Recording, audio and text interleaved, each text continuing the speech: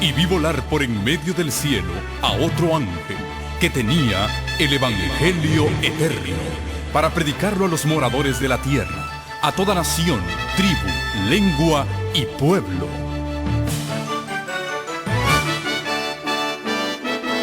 Con ustedes su programa cristiano con temas bíblicos de actualidad. Un programa que trae al mundo la verdad presente. Este es el Evangelio eterno.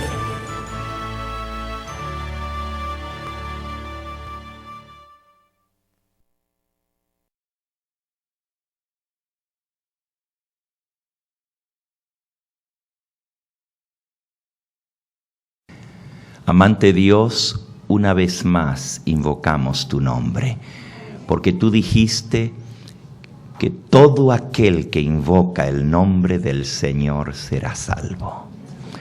Sabemos que tus ángeles se gozan cuando escuchan el nombre más dulce de todo el universo. Por eso en el nombre de Jesús te pedimos que tú te hagas presente en esta hora y seas tú quien nos hables a nuestro corazón. Necesitamos escuchar tu voz hablando, Señor. Necesitamos que tú nos digas tu mensaje en esta hora. Me escondo detrás de la roca, que es más grande que yo. Y te pido, oh Padre eterno, que no me vean a mí, sino que vean a Cristo. Y que su nombre sea glorificado en esta hora. En Jesús lo agradecemos. Amén. Les invito a abrir el Santo Libro de Dios en el Evangelio de San Mateo, el capítulo 24. Mateo 24 son las señales del tiempo del fin. Nos dice que los discípulos se acercaron a Jesús aparte y le dijeron, Mateo 24:3, Señor, dinos, ¿cuándo serán estas cosas? ¿Y qué señal habrá de tu venida y del fin del mundo? Y respondiendo Jesús les dijo, mirad que nadie os engañe, porque vendrán muchos en mi nombre diciendo yo soy el Cristo y a muchos engañarán. Y oiréis de guerras y rumores de guerras. Mirad que no os turbéis, porque es necesario que todo esto acontezca, pero aún no es el fin. Porque se levantará nación contra nación y reino contra reino. Y habrá pestes, hambres y terremotos en diferentes lugares. Y todo esto será principio de dolores. Entonces os entregarán a tribulación y os matarán. Y seréis aborrecidos de todas las gentes por causa de mi nombre. Mas el que persevere hasta el fin, éste será salvo. Jesús habló de las señales de su venida. Ustedes como adventistas conocen muy bien el capítulo de San Mateo 24. Si tuviéramos más tiempo lo leeríamos en su totalidad, pero resulta que casi siempre paramos en Mateo 24 y nos olvidamos que el capítulo 25 de San Mateo es parte del mismo sermón profético. O sea, esta división de capítulos y de versículos se hizo mucho tiempo después para ayudarnos, para facilitar el encuentro de los pasajes. Pero cuando Jesús dio este sermón, Él no terminó y dijo, bueno, aquí termina el capítulo 24, ahora vamos a seguir con el capítulo 25. Él dio su sermón profético, todo continuado, era parte del mismo sermón. Por eso, cuando le preguntaron qué señal habrá de tu venida y del fin del mundo, Jesús dio una señal más que nunca la tomamos en cuenta, pero es la señal de su iglesia, la condición de su iglesia justo antes de su venida. Y vamos a leer sobre eso ahora. En el capítulo 25, que es parte del mismo sermón profético, dice así, comenzando en el versículo 1. Entonces, el reino de los cielos será semejante a 10 vírgenes que tomando sus lámparas salieron a recibir al esposo. 5 de ellas eran prudentes y 5 eran insensatas. Las insensatas, tomando sus lámparas, no tomaron consigo aceite, mas las prudentes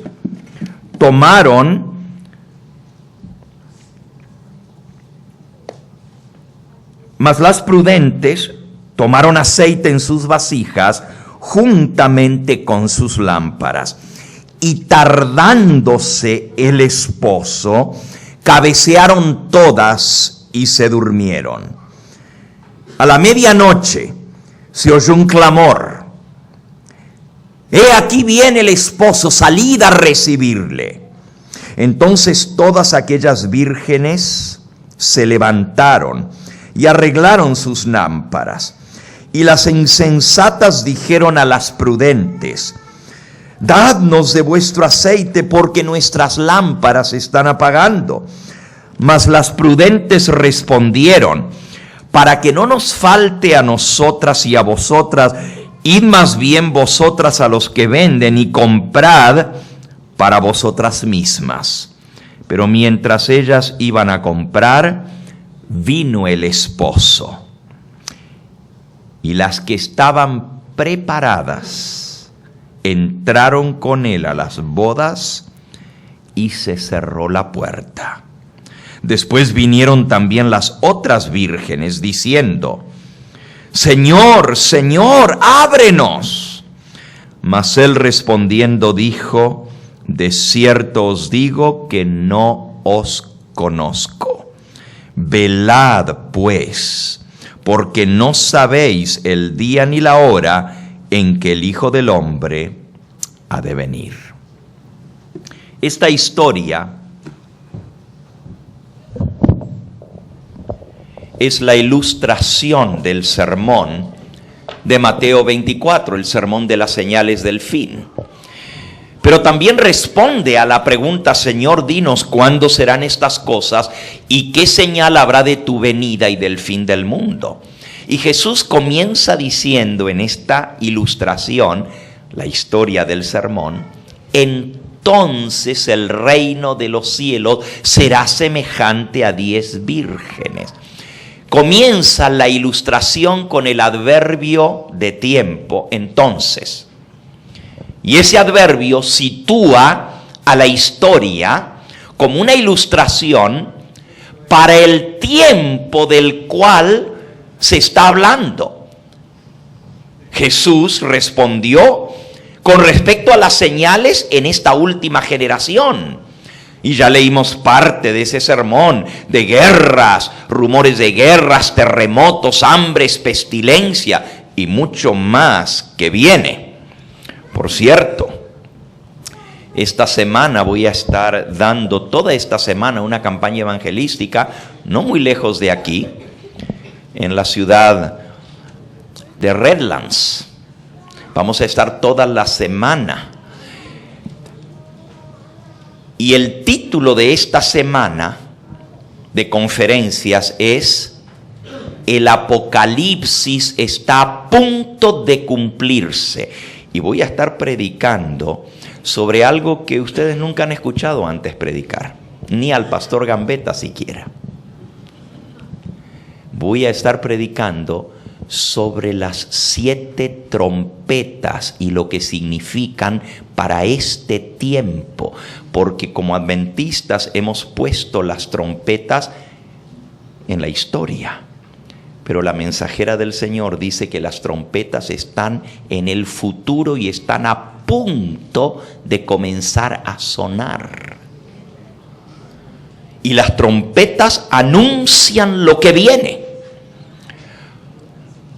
Son señales que Dios va a usar para despertar al mundo a la tragedia que se acerca en este mundo. Ahora, Jesús habló de la condición de su iglesia en esta generación, justo antes de su venida, porque dice: el reino de los cielos entonces será semejante a 10 vírgenes, 5 de las cuales eran prudentes y 5 eran insensatas. 10 vírgenes que estaban esperando la venida del esposo. Ahora no dice novio, dice esposo.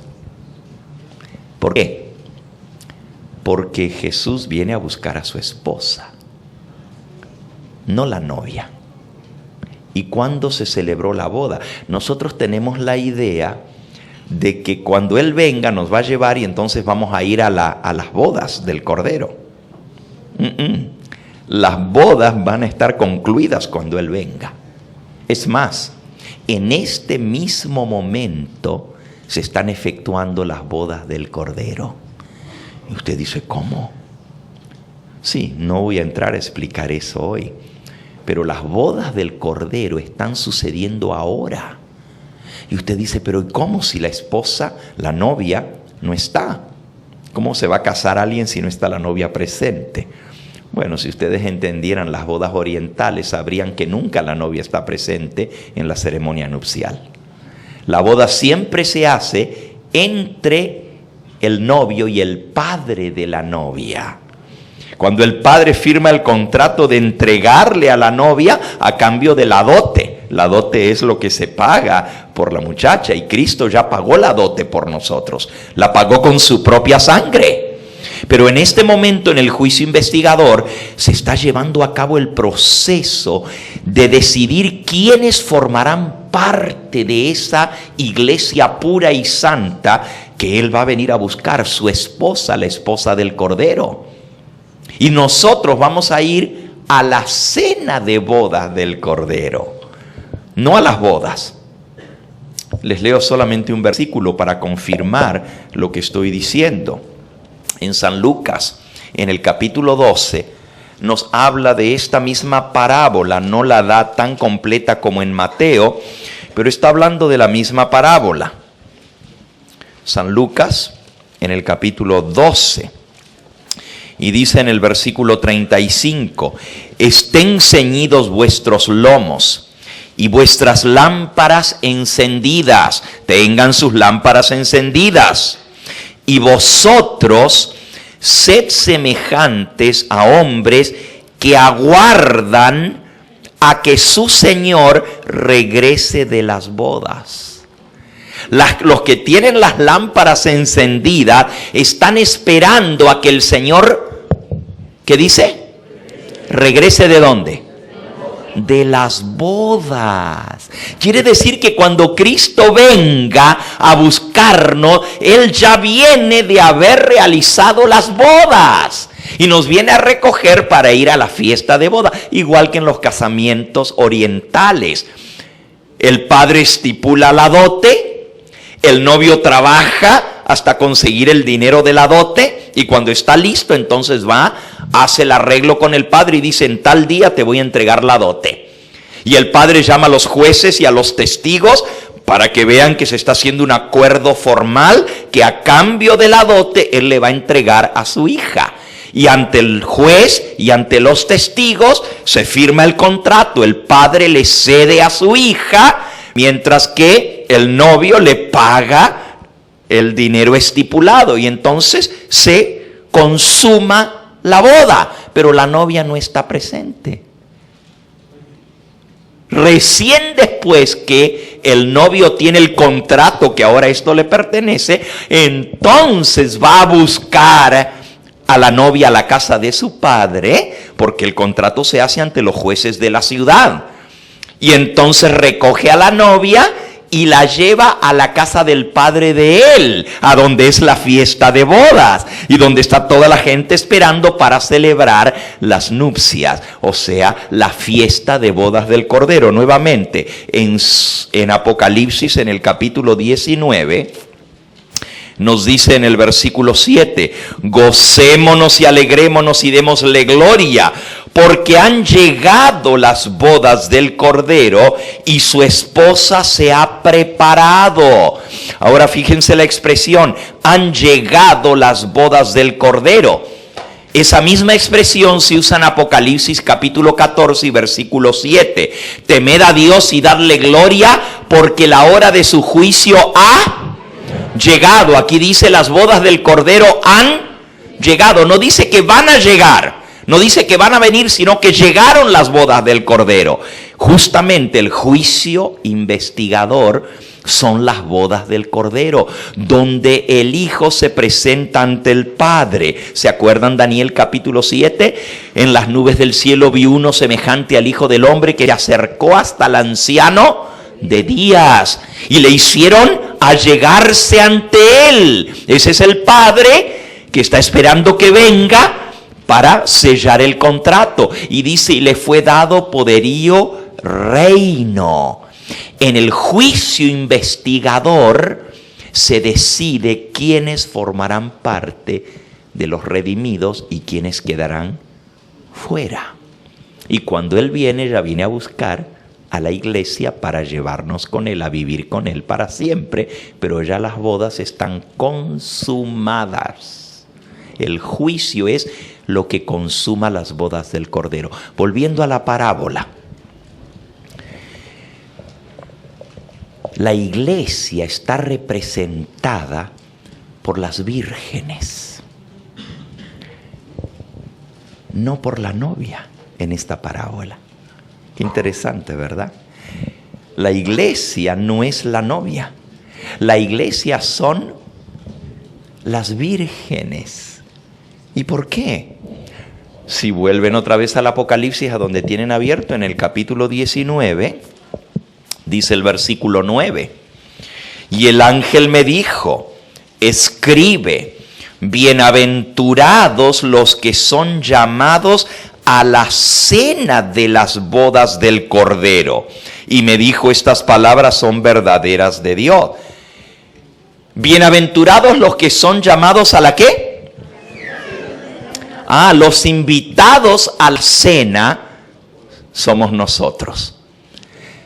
Bienaventurados los que son invitados a la cena de bodas del Cordero. Recuerden que la cena de bodas se celebra después de que ya la boda se consumó. ¿Y por qué entonces es así? Bueno, en el libro de Apocalipsis, la iglesia no es la esposa. ¿Quién es la esposa?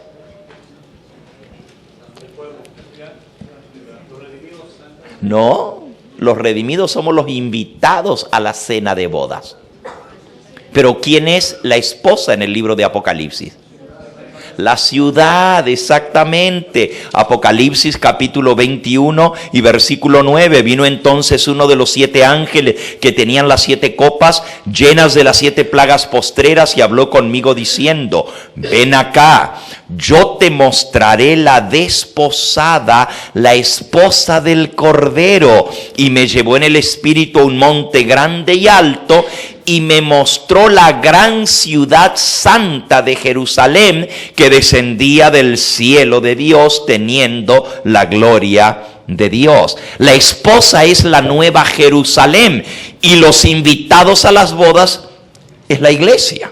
Un poquito distinto a lo que siempre hemos escuchado, que la iglesia es la esposa, pero aquí la esposa es la santa ciudad. ¿Por qué? No voy a entrar a explicar eso porque no es lo que viene a la parábola que estamos estudiando hoy de las 10 vírgenes. Solo sepamos que en la parábola de las 10 vírgenes nosotros estamos representados por los que están esperando la venida del esposo. Las vírgenes representan a su pueblo que espera la venida de Cristo. Y son 10 vírgenes, solo que 5 eran prudentes y 5 eran insensatas o fatuas. ¿De qué lado estaré yo? ¿De qué lado estarás tú? ¿Entre las vírgenes sensatas o entre las insensatas? Claro, todos vamos a decir, no, yo estoy entre los prudentes, no entre los fatuos.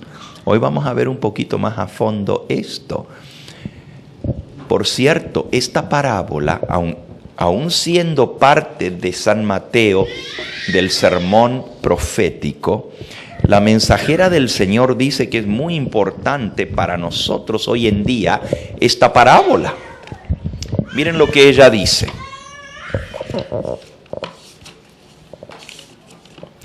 Con frecuencia se me ha llamado la atención a la parábola de las 10 vírgenes, 5 de las cuales eran prudentes y 5 necias. Con frecuencia se me ha llamado la atención a la parábola de las 10 vírgenes. ¿La atención hacia qué? Hacia esta parábola. ¿Y cuántas veces se le llamó la atención a esta parábola? Con frecuencia. ¿Y quién le llamaría la atención a la mensajera del Señor sobre esta parábola? Pues el mismo Espíritu Santo. Dice, esta parábola se ha cumplido y se cumplirá al pie de la letra, porque tiene una aplicación especial para nuestro tiempo. Lo mismo que el mensaje del tercer ángel, que se ha cumplido y continuará siendo verdad presente hasta el fin del tiempo. La parábola de las 10 vírgenes también seguirá siendo verdad presente hasta el fin del tiempo. Esta parábola es parte de lo que la Biblia le llama la verdad, ¿qué? Presente. Y eso es lo que el pueblo necesita hoy en día, ¿verdad? La verdad presente. Dice en Primeros Escritos, página 63, que el diablo no quiere que el pueblo escuche la verdad presente. Y que el diablo engaña a los ministros y a los que les toca dar la palabra de Dios, a los mensajeros. Ese es el término que ella usa en la página 63 de Primeros Escritos, que el diablo busca engañar a los mensajeros para que prediquen de cualquier otra cosa menos de la verdad presente. Y dice, hay muchas verdades que contiene la palabra de Dios, muchas verdades. La Biblia está llena de verdades preciosas, pero es la verdad presente lo que el pueblo necesita ahora. En el mismo sermón, si vuelven a San Mateo, en los últimos versículos del capítulo 24, Jesús utiliza otro ejemplo. Justo antes de presentar la parábola de las 10 vírgenes, Jesús utiliza este ejemplo. Dice en el versículo 45 de Mateo 24, ¿quién es pues el siervo fiel y prudente al cual puso su Señor sobre su casa para que les dé el alimento a su tiempo? Bienaventurado aquel siervo al cual cuando su Señor venga le halle haciendo así. De cierto os digo que sobre todos los bienes lo pondrá. Pero si aquel siervo malo dijere en su corazón, mi señor se tarda en venir, y comenzare a golpear a sus consiervos, aún a comer y a beber con los borrachos, vendrá el señor de aquel siervo en el día en que éste no espera, a la hora que no sabe, y lo castigará duramente, y pondrá su parte con los hipócritas. Allí será el lloro y el crujir de dientes. Noten, ¿quién es el siervo fiel y prudente al cual el Señor puso sobre su casa para que les dé alimento a su tiempo? Miren la pregunta de Jesús. ¿Quién es ese siervo prudente? ¿Qué es la casa del Señor? La iglesia. ¿Y quién es el siervo que tiene que alimentar a la iglesia? Pues los ministros, los ancianos, los encargados del púlpito. Pero hay un peligro, que esos encargados, esos siervos, en lugar de darle el alimento a su tiempo, alimento a su tiempo quiere decir el alimento que corresponde para el tiempo. Si tú me invitas a la comida, a almorzar, yo espero que no me des cereal con leche, porque eso es para el desayuno, pero no para la comida. La comida tiene que ser más sólida, Entonces yo no esperaría que tú me dieras un cerealito con leche cuando me invitas a comer a la comida. Hay que dar alimento a su tiempo, el alimento que el pueblo necesita. Y por eso es lo que la iglesia está languideciendo, hermanos, por todas partes. Porque nos dan pura lechita y lechita y lechita. Y no nos dan el alimento para nuestro tiempo. Y ese alimento se llama la verdad presente. Present truth is what the people needs today. La verdad presente. Y esta parábola es verdad presente, lo acabamos de leer. El Espíritu Santo se lo dijo a la mensajera del Señor. Y esto es lo que nuestro pueblo necesita escuchar. ¿Cuándo? Ahora, la iglesia que está esperando la venida del esposo. Y por cierto, que se ha tardado. ¿Sí o no?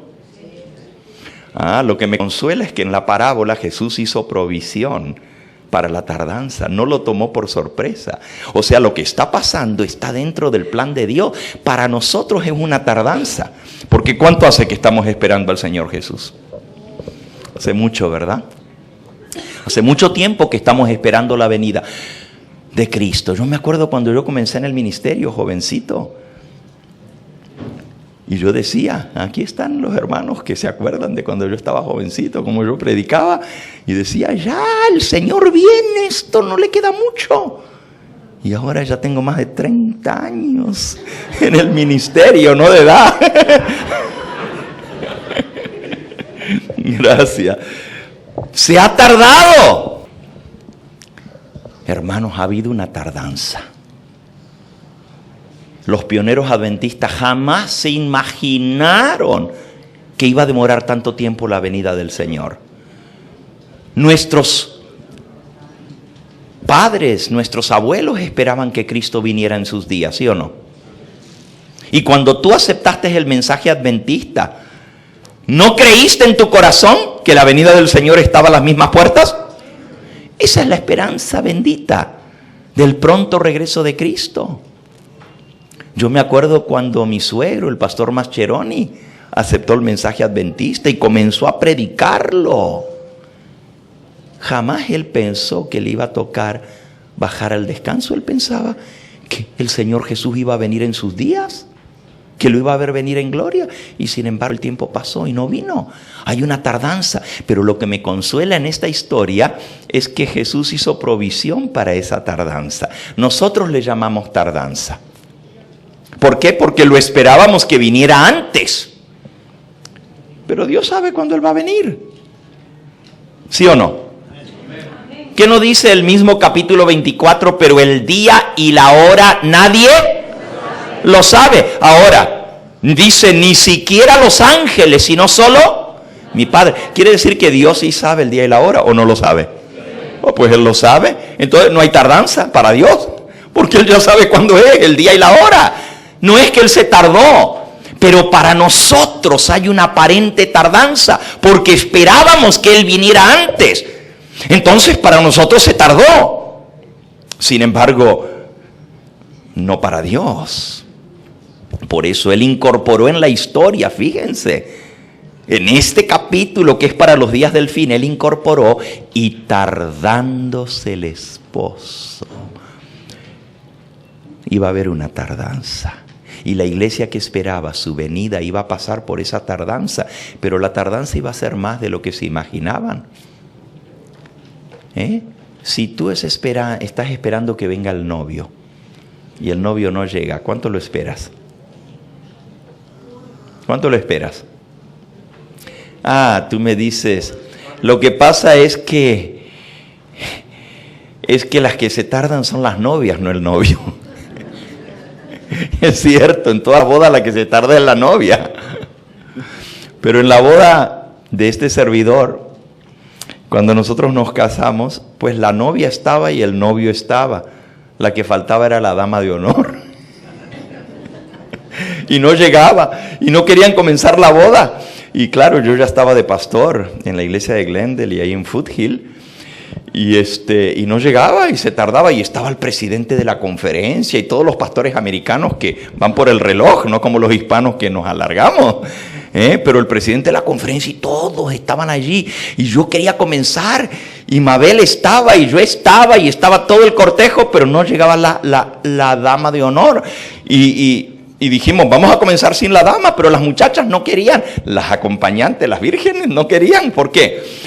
porque era en verano y habían hecho los planes, se usaba en aquella época como un sombrerito aquí, una chalupa para ponerse, y no se habían peinado la parte de arriba, sino los bucles de abajo, y la dama de honor tenía todos los sombreros. Y no quería, no, ¿cómo voy a salir con el pelo así, todo achastado arriba? Es que tiene que ir el sombrero arriba. Y ahí esperamos y esperamos. ¿Cuánto esperarías tú al novio si se tarda? Aquí hay muchachas que todavía no se han casado.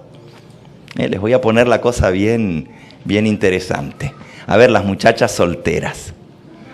Si tú tienes la fecha para la boda, está todo arreglado, la iglesia está lista, el pastor está listo, la fiesta está lista, todo. Las invitaciones se mandaron, la gente está, la iglesia está llena. Y el novio no llega. Pasa 1 hora y no llega. Pasan 2 horas y no llega. ¿Cuánto lo esperarías? Tú, muchacha, ¿cuánto lo esperarías? ¿De verdad? ¿Lo esperarías 2 horas o no? No, 2 horas. ¿O 3? No, si el novio no viene en 3 horas, es que ya no vino. Pues en nuestra historia la tardanza fue bastante. Porque ¿a qué hora llegó el novio? A la medianoche. ¿Y a qué hora era la boda? Era la puesta del sol. Esas son las horas de las bodas orientales. A la puesta del sol. ¿Cuántas horas se demoró? ¡Wow! 6 horas. Por eso dice que todas las vírgenes cabecearon y se ¿qué? ¿Cuántas se durmieron? ¿La mitad? A ver, leamos bien el versículo. 5 eran prudentes y 5 eran fatuas. Las prudentes tenían aceite extra en sus vasijas juntamente con las lámparas, pero las insensatas no tenían aceite extra. ¿Por qué? Porque pensaron, con lo que tenemos, traían sus lámparas, las lámparas venían llenitas de aceite, y tenían la mecha y estaban prendidas. No había electricidad en aquella época. Ya a la puesta del sol se necesita alumbrar el camino. ¿Por qué? Porque el novio viene a recoger a la novia a la casa de su padre. La novia está lista, la esposa, porque recuerden que ya la boda se acabó. La esposa está preparada, pero para poder ir de la casa de ella, que el esposo la viene a recoger y llevarla a la casa de su padre, necesitan lámparas para alumbrar el camino, porque es de noche y no hay electricidad en aquella época cuando se contó esta historia. Y todas calcularon, bueno, pues lo más, y trajeron las vasijas llenas de aceite. Pero las prudentes trajeron las lámparas, pero trajeron aceite, y pongámosle la palabra extra, aunque no lo usa allí, a eso se refiere, porque todas tenían lámparas y las lámparas traen aceite, y todas tenían las lámparas encendidas, solo que unas tenían aceite extra y otro no. Ahora, ¿cuántas se durmieron? Dice el versículo 5, y tardándose el esposo, cabecearon todas y se... Amigo, amiga que me escuchas, Jesús dice que la iglesia que está esperando la venida de Cristo está ¿cómo? ¿Cómo? Roncando. Aquí lo dice la parábola. Todas, no nomás las fatuas, todas prudentes y fatuas, durmieron porque la demora fue más. Ahora, ¿por qué les llama vírgenes? ¿Por qué? ¿Qué representa vírgenes? Sí, pureza. Se llama vírgenes porque profesan una fe pura. ¿Cuántas están esperando la venida del esposo? Las 10. ¿Cuántas hicieron la preparación? La preparación básica la hicieron todas, porque todas tenían sus vestidos, todas tenían sus lámparas, todas las tenían encendidas y todas estaban esperando el esposo. Aquí hay dos grupos de personas en la iglesia. Según esto, hay dos grupos de personas. ¿Quiénes son los prudentes y quiénes son los fatuos? Los fieles y los infieles. ¿Ok? Ajá. Bueno, el Señor Jesús habla de muchos grupos de personas, pero siempre son de dos. Por ejemplo, todos sabemos que en el mundo hay solo dos clases de personas. Y estoy hablando ahora del mundo en general. Los cristianos y los mundanos. Las ovejas y los cabritos. El trigo y la cizaña. Los que se salvan y los que se pierden. Los verdaderos y los falsos. Ahora Jesús aquí habla de dos grupos también. Prudentes y fatuas. ¿Podríamos decir que representan lo mismo? ¿Trigo y cizaña? ¿Ovejas y cabritos? Es una división más de los mismos dos grupos, ¿verdad? Pues no. No se refiere a los mismos grupos. Porque aquí las 10 son vírgenes. No son los buenos y los malos, los que se salvan y los que se pierden en general. Aquí es una nueva división, pero más sutil. Porque esta división no es en el mundo. En el mundo hay buenos y malos. Pero en la iglesia está hablando. Pero no estamos hablando del trigo y la cizaña tampoco. Porque el trigo y la cizaña son dos grupos que hay en la iglesia. Podríamos decir que las vírgenes prudentes son los fieles y genuinos cristianos y las vírgenes fatuas son los cristianos aparentes o hipócritas. ¿Podríamos decir así? ¿Estarían de acuerdo ustedes con esa división? Pues también está mal. No son esas. Miren, les voy a leer. Aquí en el libro Palabras de Vida del Gran Maestro, la mensajera del Señor, explica esta parábola. ¿Ok? El último capítulo de Palabras de Vida del Gran Maestro. Y dice así: la clase representada por las vírgenes fatuas, página 338 de Palabras de Vida. La clase representada por las vírgenes fatuas no está formada de hipócritas. Oh. Entonces las vírgenes fatuas no son hipócritas. ¿Qué son? Son cristianos genuinos. Si no son hipócritas, son verdaderos. Pero son cristianos verdaderos, genuinos, no son hipócritas. Aquí dice, la clase representada por las vírgenes fatuas no está formada de hipócritas. Las 10 vírgenes están esperando la venida del esposo. Las 10 vírgenes son cristianas y esperan el atardecer en la historia de este mundo. Todas tienen lámparas. Todas han recibido el llamamiento. Todas tienen nombre de cristianas y todas profesan estar realizando el servicio de Dios, que es alumbrar el camino para la venida del esposo. Así que las vírgenes fatuas y las prudentes están sirviendo al Señor. Todas esperan la aparición de Cristo. Las vírgenes fatuas no está compuesta de cristianos hipócritas. Son verdaderos, genuinos cristianos que aman la venida de Cristo.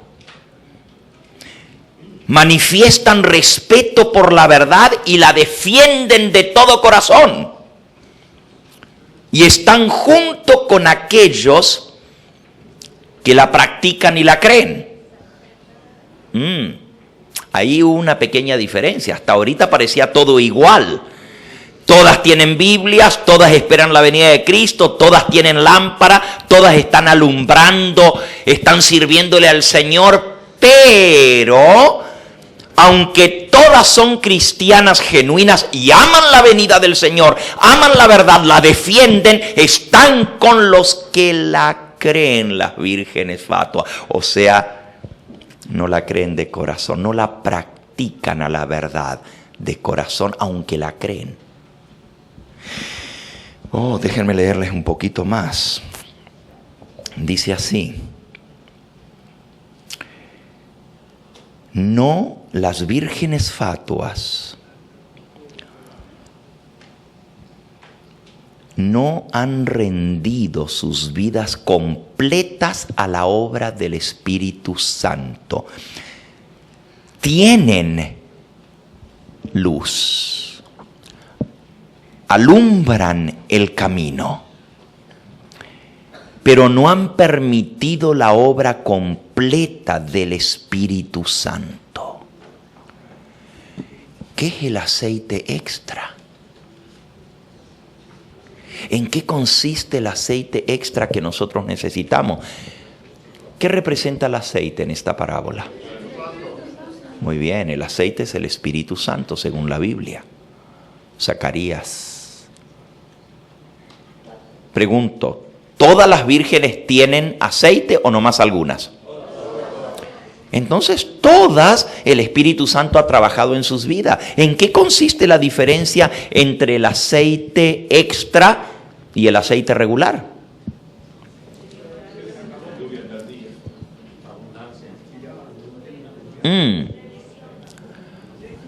Escuchen esta cita que los va a sorprender más todavía.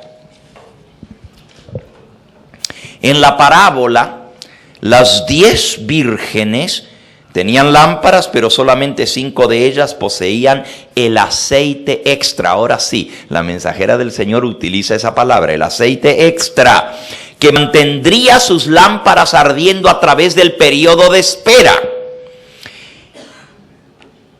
Esta parábola representa al pie de la letra la condición de la iglesia que dice estar esperando la venida de Cristo.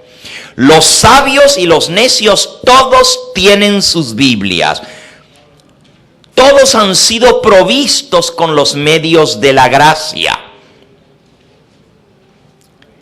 Pero no todos han echado mano de esos medios para transformar sus vidas.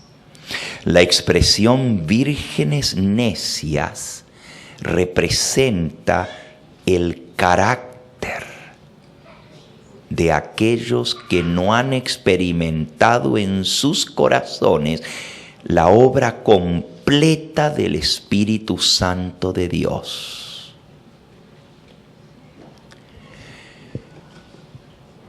Tiene que ver con el carácter.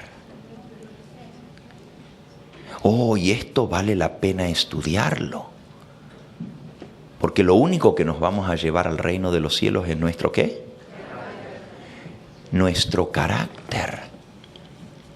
Ahora vean.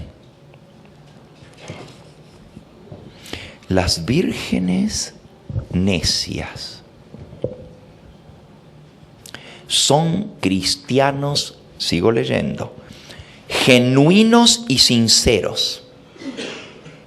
Oigan, en la iglesia hay mucha gente que ni es genuina ni es sincera, que son tropiezo. ¿Sí o no? La iglesia está llena de cizaña. Y los vemos, se dejan a ver. Pero aquí no está hablando del trigo y la cizaña, está hablando de genuinos cristianos que esperan y aman la venida de Cristo. O hay algunos que están en la iglesia adventista que no aman. Y cuando digo adventista, no me refiero solo a la denominación adventista, me refiero a todo aquel que espere la venida de Cristo. Porque adventista es que cree en el segundo advenimiento de Cristo, los que están esperando al Señor. Ahora, me sorprende esto que estamos leyendo, porque dice que aman la venida del Señor, que la esperan, que están ayudando a alumbrar el camino, están en el servicio de su Señor. Hay gente en nuestra iglesia que no ama la venida de Cristo, hay gente que no ama la verdad, nomás está porque le conviene, porque pues es fácil estar en un club social. Hay mucha gente no convertida, pero las vírgenes fatuas son cristianos genuinos, no son cristianos falsos, como está lleno nuestras iglesias, y todas las iglesias de cristianos falsos. Estamos hablando de cristianos genuinos, o sea que aquí la cosa nos va tocando mucho más de cerca. Porque tú y yo nos consideramos cristianos verdaderos, pero Jesús hace una diferencia entre cristianos verdaderos y cristianos verdaderos. Pero ¿cómo puede ser? Miren cómo sigue. Todas eran genuinas y sinceras. No eran profanas ni impías. Incuestionablemente tenían una preocupación sincera por la verdad. La creían de todo corazón, pero no se sintieron compelidas a conseguir el aceite extra. Cuán solemne, dice la mensajera del Señor, es este pensamiento. Puede existir una elevada profesión, a high profession of faith. Puede existir una creencia genuina y verdadera. Uno puede haber sido bautizado, puede asistir regularmente a los cultos y participar de la cena del Señor cuando llega. Puede ser un dirigente de sociedad de jóvenes, de escuela sabática, maestro o anciano de iglesia. Hasta puede ser un pastor ordenado. Y hasta puede desempeñar un cargo oficial importante en la organización. Y sin embargo, no tener el aceite extra del Espíritu Santo.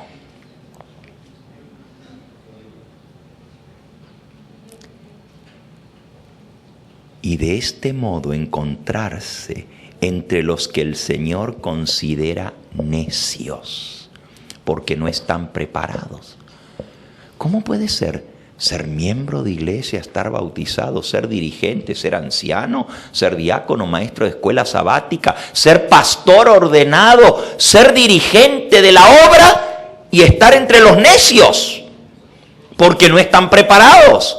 Y finalmente, a pesar de ser parte del pueblo escogido, perderse. Me conmueve, dice ella, la idea de que es posible que muchos se encuentren entre los necios. Que Dios me ayude a no ser una de ellas. Es terrible, sigue diciendo, es terrible tener cristianismo suficiente nada más que para poder engañar el corazón. Wow, that's heavy. Suficiente cristianismo como para autoengañarte. Es posible tener suficiente cristianismo nada más que para adormecerse en una falsa seguridad. Suficiente cristianismo nada más que para proporcionar falsa confianza. Nada más suficiente cristianismo, nada más como para perder el alma. ¿Saben lo que es eso? Suficiente cristianismo para perderte.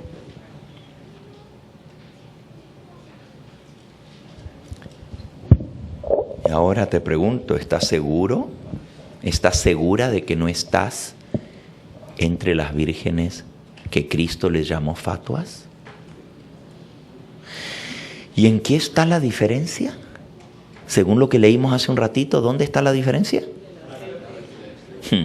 Pero tenía que ver con ¿qué? ¿Qué palabra dije yo? Tiene que ver con el carácter. El carácter de cada uno de nosotros. Y aquí la cosa se pone más escabrosa,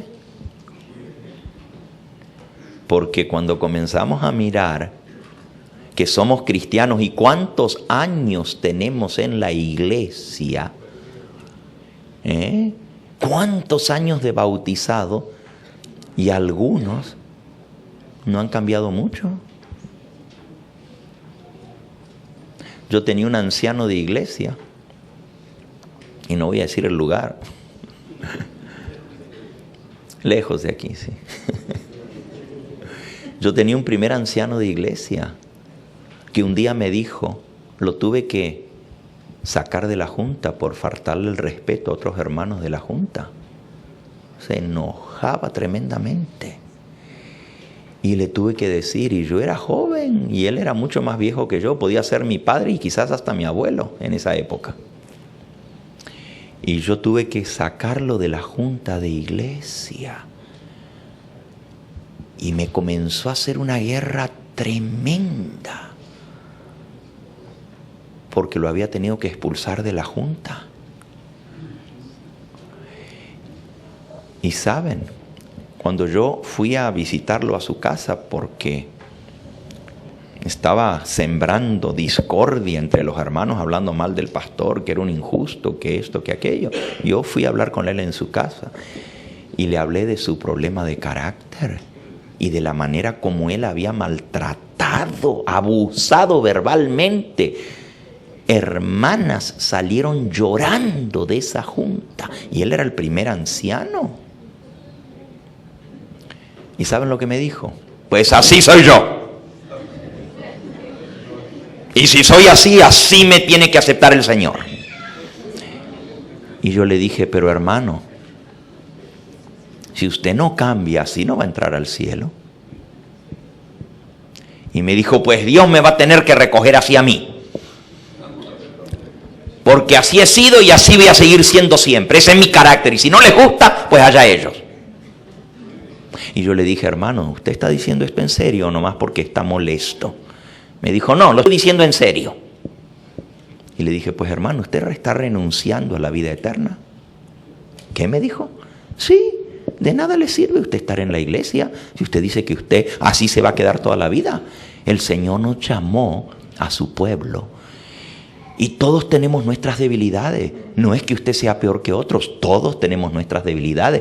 Pero la iglesia es un hospital donde nos estamos curando para poder caminar entre los ángeles, donde no va a haber pecado ni cosa sucia. Y si nosotros no aprendemos en esta vida, por la gracia de Cristo, a cambiar nuestro carácter, aquí nos vamos a quedar.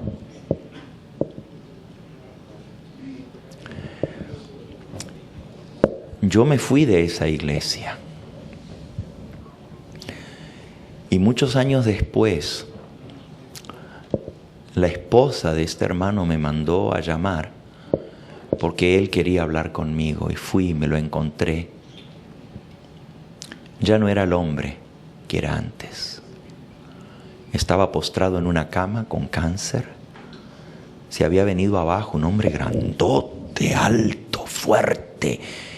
Parecía un inválido en la cama, delgado y con lágrimas en los ojos. ¿Saben lo que me dijo? Me dijo, Pastor Gambetta, lo llamé porque yo quiero, primero, pedirle perdón y segundo, quiero pedirle que usted ore por mí y quiero agradecerle por las palabras que usted me dijo. No duró mucho tiempo después de eso y a mí me tocó tener su funeral. Pero ese día hablamos bastante y ya no era el mismo hombre que yo había conocido, no por la enfermedad, sino por la humildad que manifestaba. No esperes que Dios te tenga que humillar para salvarte y ponerte en una cama con cáncer. Dios nos ama tanto que a veces es capaz de permitir algo así con tal de salvarnos. Así es como nos ama Dios. No esperes que Dios tenga que hacer algo así para salvarte. Dios ha hecho provisión, amplia provisión, para que nosotros podamos vencer nuestros defectos de carácter. Y esa es la obra del Espíritu Santo y de eso es mi tema. Lo que di es la introducción.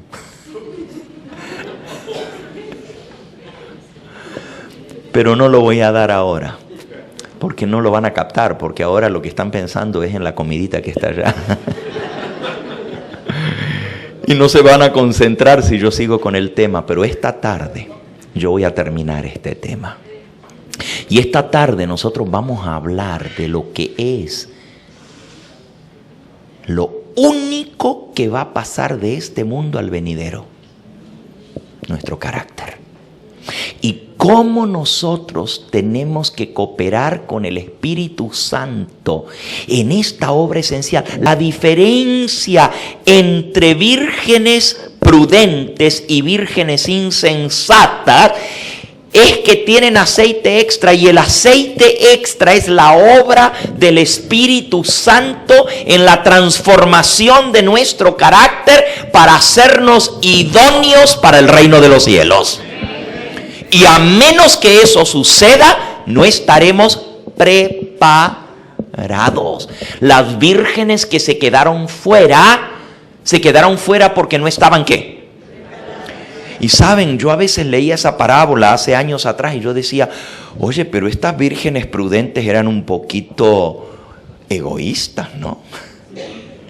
Sí, porque dice que las otras le dijeron, las insensatas, versículo 8, le dijeron a las prudentes, dadnos de vuestro aceite porque nuestras lámparas están apagando.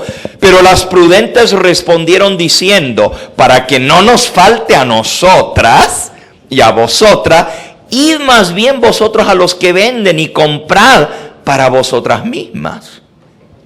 ¿Por qué las prudentes no quisieron compartir? Para que no nos falte a nosotras. ¿No ese es un poquito de egoísmo? Escuchen.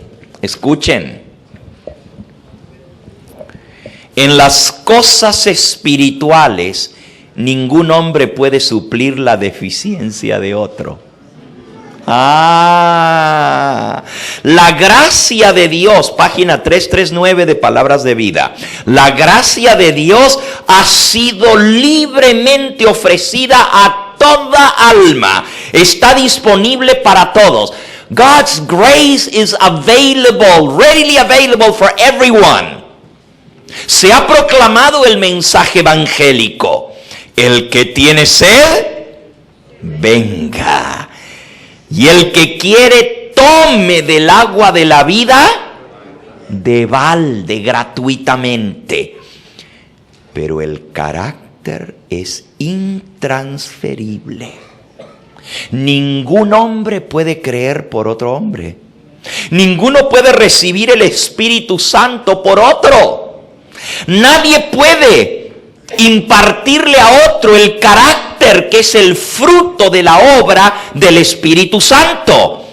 Miren lo que dice Ezequiel, capítulo 14 y versículo 20. Ezequiel 14, 20.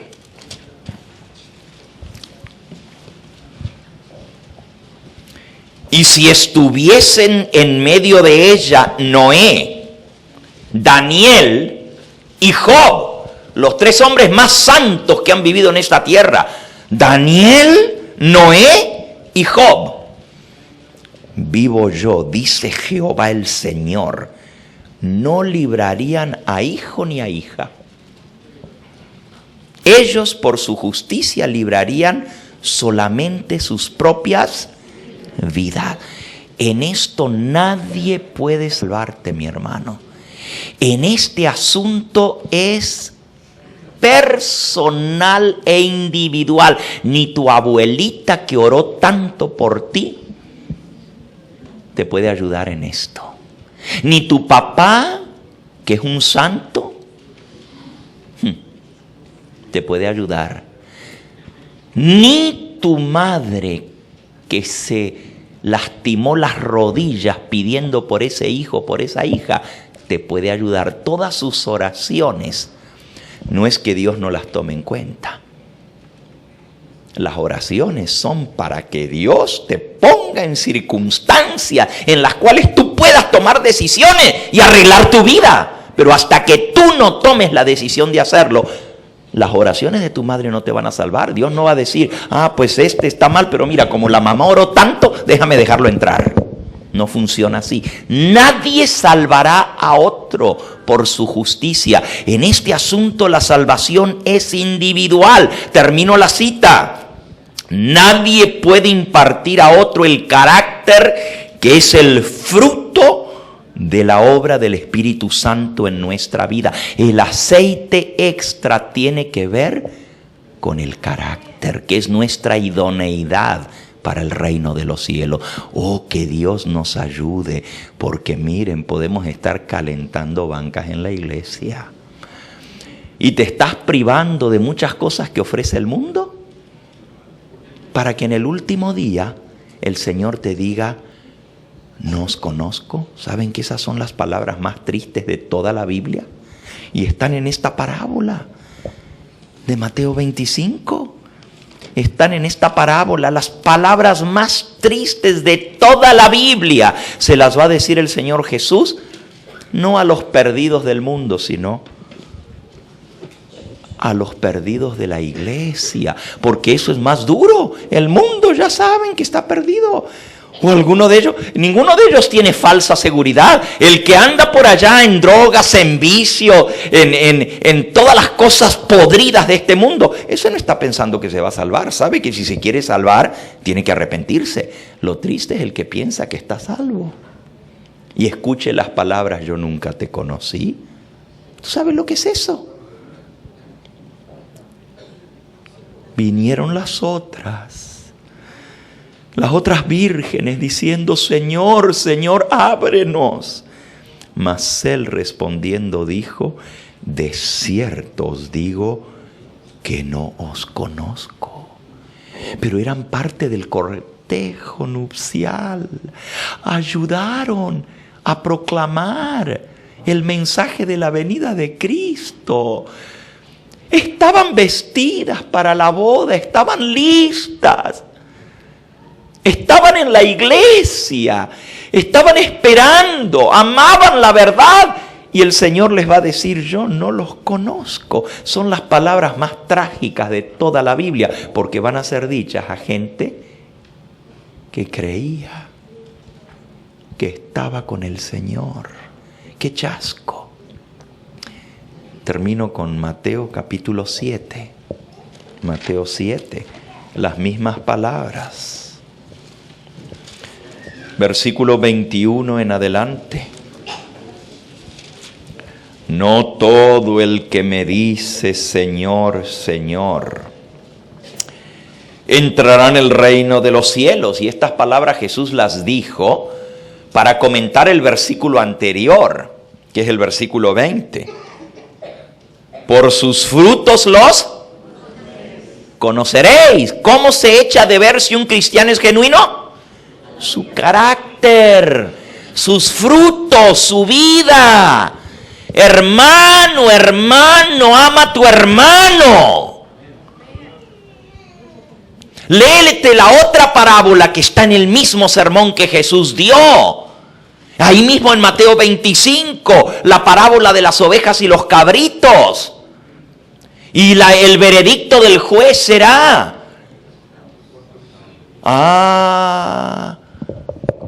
tuve hambre y no me disteis de comer. Tuve sed y no me disteis de beber. Estuve desnudo y no me cubristeis, enfermo y en la cárcel y no me vinisteis a ver. Y ellos le dirán: Señor, ¿cuándo te vimos a ti en necesidad y no te atendimos? Y él responderá: ¿no lo hicisteis a uno de estos mis hermanos? ¿Lo dejasteis de hacer a mí? No son lo que digamos, es lo que hacemos lo que cuenta delante del Señor. No son las palabras bonitas, no son yo soy cristiano, qué bonito, el sábado me pongo el mejor vestido que traigo, me vengo con la Biblia debajo del brazo, feliz sábado.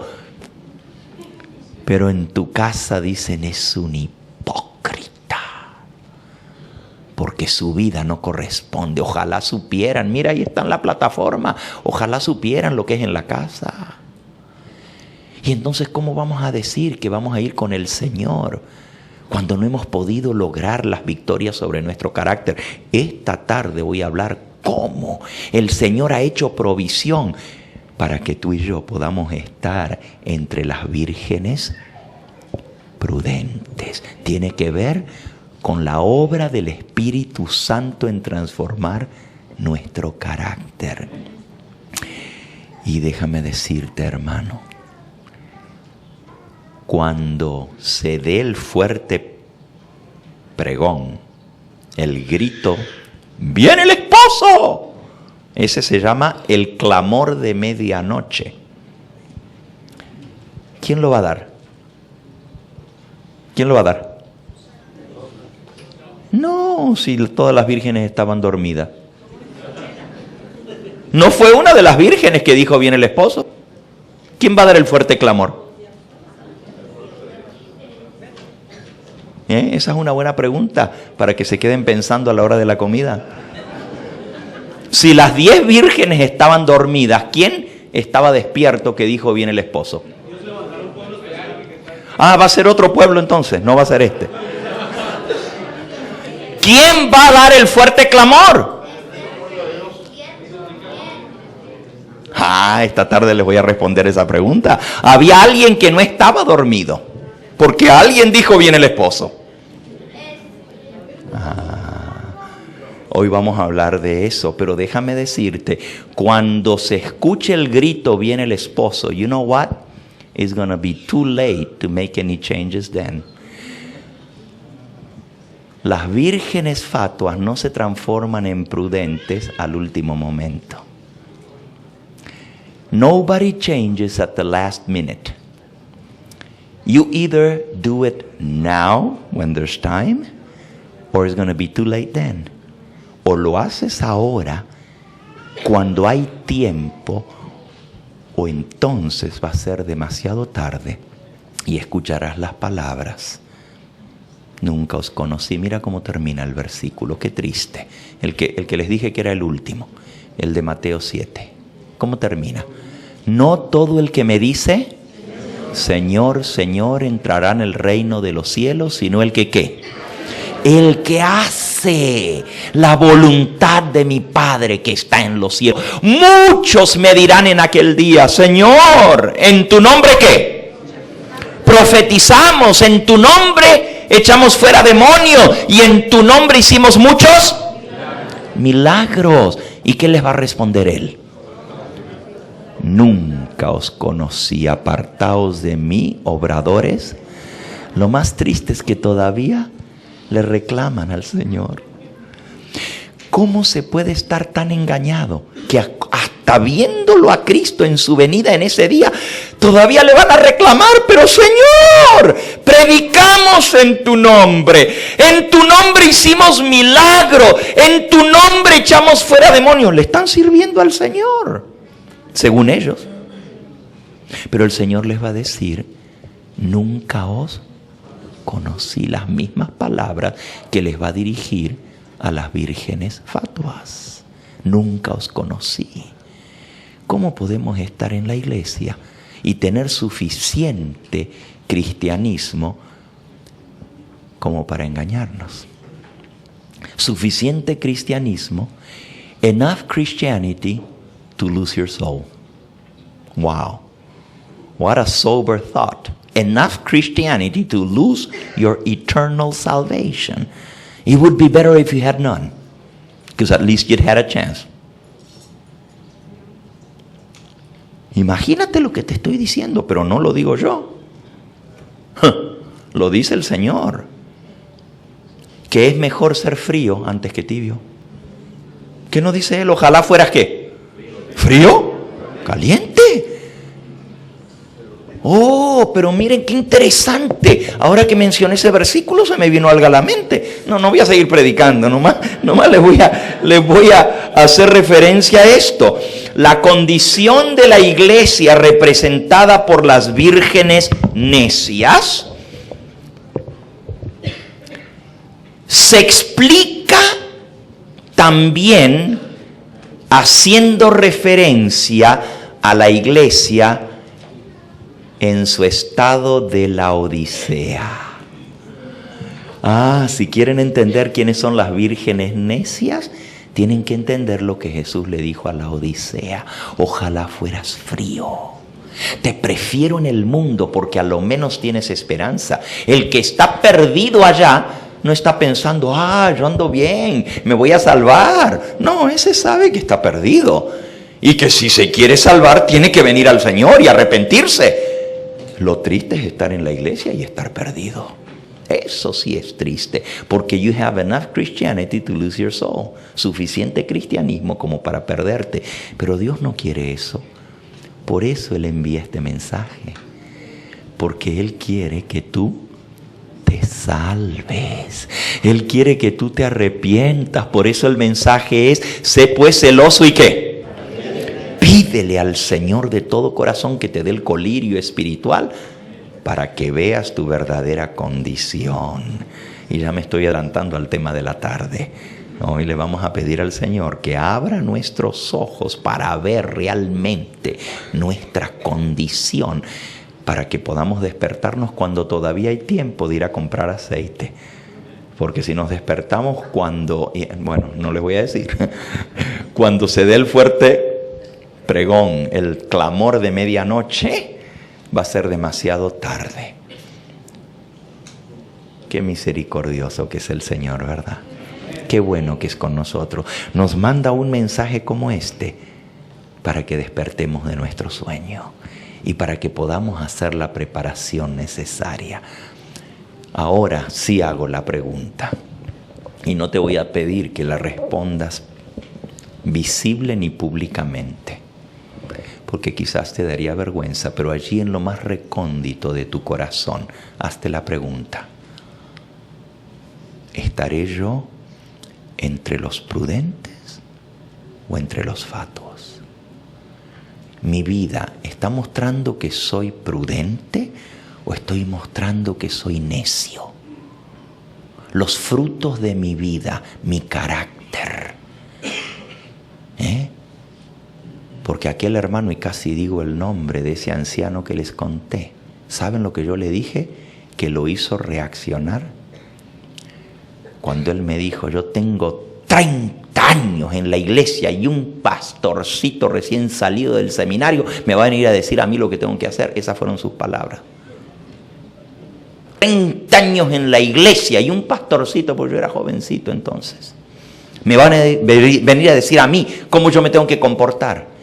Y yo le dije: perdón, hermano, pero usted no tiene 30 años en la iglesia. Tiene un año repetido 30 veces. Porque nunca creció espiritualmente. Y era joven y él era viejo, podía ser mi abuelo. Pero le tuve que decir la verdad. Gracias a que tuve el valor de decirle la verdad, se ganó un alma para el reino de los cielos. Ojalá que el Señor te hable a ti en esta hora y te haga despertar. Contesta la pregunta sinceramente: ¿será que yo puedo estar entre las vírgenes fatuas? Que Dios nos ayude. Si hasta la mensajera del Señor dice que Dios me ayude a no estar entre ellas, imagínense cómo será que Elena de White diga eso. Dios quiere nuestra salvación, pero nosotros tenemos que cooperar con Él. ¿Hay alguno en esta hora que quiere decir: a mí no me da vergüenza reconocer mi condición, yo necesito un cambio en mi vida? Yo quiero pedirle de todo corazón al Señor hoy que Él obre un cambio en mi vida. Yo reconozco que yo necesito que el Señor haga un milagro en mi vida, porque así no creo que tenga la preparación necesaria. Si el Señor viniera hoy, yo no sé qué sería de mi vida hoy. Yo necesito que Dios haga ese milagro en mi vida. Oh, bendito sea el nombre del Señor. Qué hermoso es verles a todos de pie. Dice el Señor, la palabra que sale de mi boca no vendrá de vuelta a mí vacía, sino que cumplirá el propósito para el cual yo la he enviado. ¿Saben? Aunque duele, el Señor golpea para poder sanar. Y aunque nos duele la realidad, qué bueno es que Él nos ama. Vamos a pedirle de corazón en esta hora que Él haga ese cambio. Y quizás hay alguien aquí que necesita entregar su vida a Cristo hoy, que aún no ha tomado el paso del bautismo y que sabe que Dios lo está llamando a lavar sus pecados, porque ha entendido que el que creyere y fuere bautizado será salvo, mas el que no creyere está ¿qué? Condenado. ¿Hay alguien aquí, antes de orar, que quisiera decir, pastor, yo soy esa alma, ore por mí, porque yo quiero prepararme para tomar el paso del bautismo? ¿Hay alguien?